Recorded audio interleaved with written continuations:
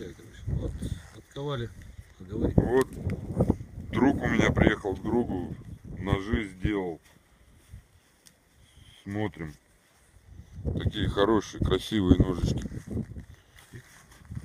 Красивые-то красиво, а как они, чего они будут? Ну-ка. Смотрите. Вот такой.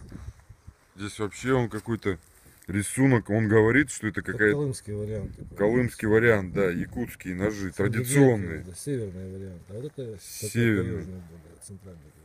Это вот такого профиля. Универсальный нож. Вот это ШХ-15, а эти два из этого беротки, простой, как и 200 лет назад, из которой штыки и шашки ковали лучше. Вот.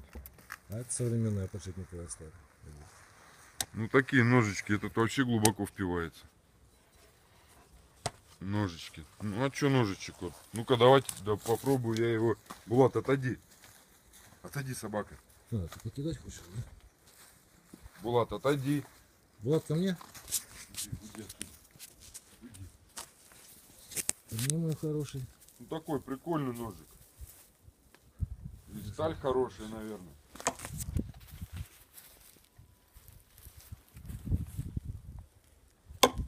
Ну втыкается бодренько.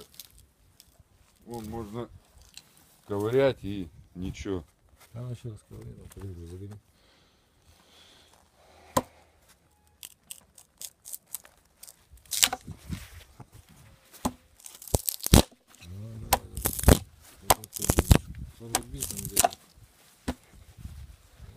Палка там, ну, наверное, ее Охотники перерубит. многие говорят, что это лишнее издевательство, но вот когда длительное проживание в лесу, то ножом чего только не приходится делать. Будешь же как с собой таскать всякие там эти кучу инструментов. Перерубает. Строгает, покажи. Да он строгает вообще. Строгает тоже, да, он. Можно здесь регулировать, он как линза здесь вот с одной стороны. Под правшу, под левшу, но это под правшу. Для правши, короче. Закалку, например. Ну, покажи хамончик.